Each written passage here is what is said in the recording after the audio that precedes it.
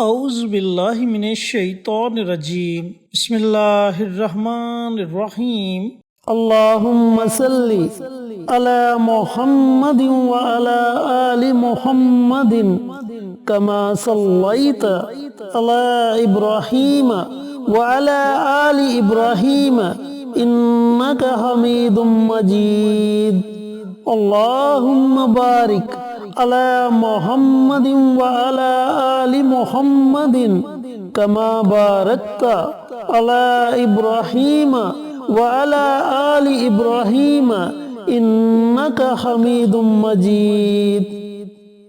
Asif Islamic T V کے پیارے دوستو، السلام علیکم ورحمۃ اللہ وبرکاتہ۔ دوستو، بھائیوں اور بہنوں، ذی الحج کا مہینہ شروع ہونے والا ہے، اور ذی الحج کا وہ مبارک مہینہ ہے جس میں حج جیسا فریضہ ادا کرنے کے لیے دنیا بھر سے لاکھوں مسلمان مکہ مکرمہ کی طرف رخ کرتے ہیں۔ دوستو، ذی الحج کے ابتدائی 10 ایام یعنی کہ پہلا عشرہ بڑی فضیلت کا حامل ہے۔ بعض مفسرین نے قرآن کریم کی سورہ فجر کی آیت کریمہ کی تفسیر میں لکھا ہے کہ اس آیت میں جن 10 راتوں کی قسم کھائی گئی ہے، اس سے مراد ذی الحج کی ابتدائی 10 راتیں ہیں۔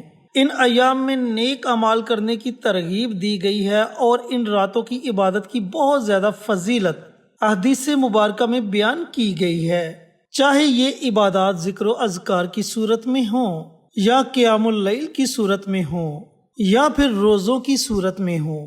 حضرت ابن عباس رضی اللہ تعالی عنہ سے روایت ہے کہ رسول اللہ صلی اللہ علیہ وآلہ وسلم نے فرمایا کہ ذی الحجہ کے پہلے 10 دنوں میں کیے گئے اعمال صالحہ اللہ تعالیٰ کے نزدیک تمام ایام میں کیے گئے نیک اعمال سے زیادہ محبوب ہیں۔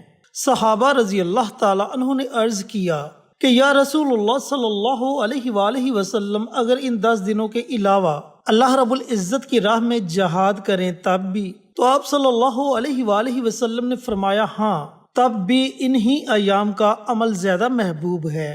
البتہ اگر کوئی شخص اپنی جان و مال دونوں چیزیں لے کر جہاد میں نکلا اور ان میں سے کسی چیز کے ساتھ بھی واپس نہ لوٹا، یعنی کہ شہید ہو گیا، تو یہ افضل عمل ہے۔ تو دوستو، بھائیوں اور بہنوں، آج میں آپ کے ساتھ ماہ ذی الحج کے پہلے 10 دنوں کا ایک بڑا ہی طاقتور عمل شیئر کروں گا۔ آپ چاہیں تو ماہ ذی الحج کے پہلے 10 دنوں میں یہ عمل کر لیں، یا پھر ماہ ذی الحج کی پہلی 10 راتوں میں یہ عمل کر لیں۔ انشاءاللہ آپ کو اتنا زیادہ فائدہ ہوگا کہ آپ دیکھ کر خود حیران رہ جائیں گے۔ چینل پر نئے آنے والے تمام دوستوں سے گزارش ہے کہ چینل کو سبسکرائب کر کے ساتھ گھنٹی کے بٹن کو دبا کر آل نوٹیفیکیشن پر کلک کر دیں، تاکہ میری ہر نئی آنے والی ویڈیوز کی اپڈیٹ آپ تک بروقت پہنچتی رہے۔ جزاک اللہ۔ تو دوستو، بھائیوں اور بہنوں، ان 10 دنوں میں آپ نے کون سا عمل کرنا ہے، کیسے کرنا ہے، عمل کرنے کا طریقہ کار اچھی طرح سن لیں اور سمجھ لیں۔ یکم ذی الحج سے آپ نے یہ عمل شروع کرنا ہے اور مسلسل 10 ذی الحج تک آپ نے اس عمل کو، اس وظیفے کو جاری رکھنا ہے۔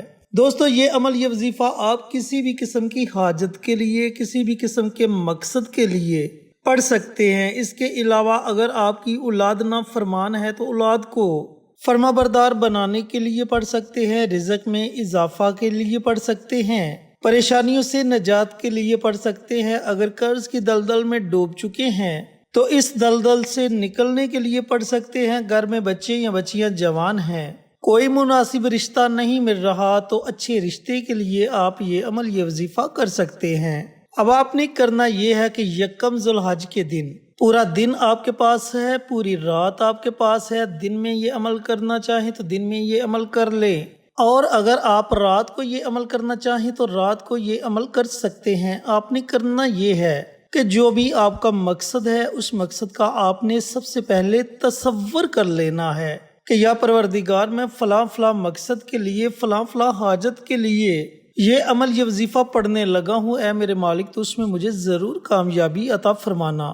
اگر آپ کی ایک سے زیادہ حاجتیں ہیں تو آپ نے ان تمام حاجات کا تصور کر لینا ہے، اور سب سے پہلے پیارے آقا سرور کائنات حضرت محمد مصطفیٰ صلی اللہ علیہ وآلہ وسلم کی ذات اقدس پر درود و سلام کا نذرانہ پیش کرنا ہے، اب درود پاک آپ اپنی مرضی سے پڑھ سکتے ہیں، 1 مرتبہ پڑھیں، 3 مرتبہ پڑھیں، 5 مرتبہ پڑھیں، یہ آپ کی اپنی مرضی ہے۔ جب آپ درود پاک پڑھ لیں تو درود پاک پڑھنے کے بعد قرآن پاک کی یہ ایک چھوٹی سی سورہ مبارکہ ہے جسے سورۃ الکوثر کہتے ہیں۔ دوستو، سورۃ کوثر کی فضیلت میں اپنی بارہا ویڈیوز میں آپ کے ساتھ شیئر کر چکا ہوں۔ آپ نے صرف 21 مرتبہ سورۃ الکوثر کی تلاوت کرنی ہے۔ اس کے شروع میں ہی آپ نے بسم اللہ پڑھنی ہے، اس کے بعد آپ بنا بسم اللہ کے سورۃ الکوثر کی تلاوت کر سکتے ہیں۔ اب جب آپ 21 مرتبہ سورۃ الکوثر کی تلاوت کر لیں تو اس کے بعد آپ نے 21 مرتبہ سورہ اخلاص کی تلاوت کرنی ہے۔ اب سورۃ اخلاص کی فضیلت بھی میں اپنی بارہا ویڈیوز میں آپ کے ساتھ شیئر کر چکا ہوں۔ اب جب آپ 21 مرتبہ سورۃ اخلاص کی تلاوت کر لیں تو اس کے بعد آپ نے ایک تسبیح یعنی کہ 100 مرتبہ حسبنا اللہ و نعم الوکیل، حسبنا اللہ و نعم الوکیل، ان کلمات کا ورد کرنا ہے۔ یہ 3 عمل آپ نے کرنے ہیں۔ جب آپ یہ تینوں اعمال کر لیں، 21 مرتبہ سورۃ الکوثر کی تلاوت کر لیں، 21 مرتبہ سورہ اخلاص کی تلاوت کر لیں اور 100 مرتبہ یعنی کہ ایک تسبیح حسبنا اللہ و نعم الوکیل ان کلمات کی پڑھ لیں، تو آخر میں آپ نے پھر نبی کریم صلی اللہ علیہ وآلہ وسلم کی ذات اقدس پر درود و سلام کا نذرانہ پیش کرنا ہے اور اپنے ہاتھوں کو اللہ تعالیٰ کی بارگاہ میں اٹھا لینا ہے۔ پھر آپ نے بڑی عاجزی کے ساتھ، بڑی انکساری کے ساتھ اللہ رب العزت کی بارگاہ میں اپنے مقصد کے لیے دعا مانگنی ہے۔ انشاءاللہ آپ کی دعا ساتوں آسمانوں کو چیرتی ہوئی عرش تک پہنچ جائے گی اور اللہ تعالیٰ اپنی بارگاہ میں آپ کی دعا کو قبول و منظور فرما لے گا۔ پھر اسی طرح آپ نے 2 ذوالحج کے دن بھی اس عمل کو اسی ترتیب سے پڑھنا ہے اور پھر مسلسل 10 ذوالحج تک آپ نے یہ عمل، یہ وظیفہ جاری رکھنا ہے انشاءاللہ۔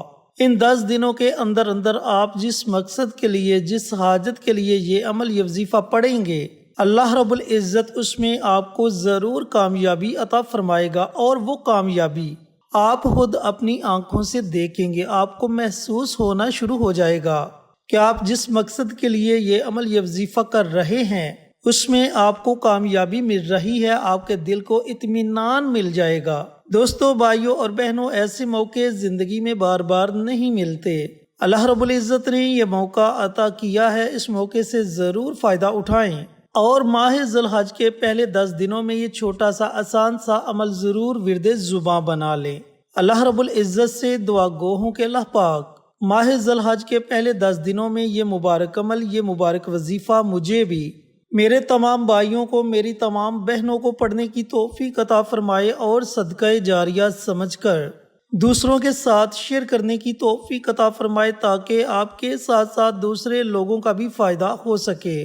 پیارے آقا کی پیاری پیاری سنتوں پر عمل کرنے کی توفیق عطا فرمائے، 5 وقت کا نمازی بنائے، صراط مستقیم پر چلنے کی توفیق عطا فرمائے، آمین۔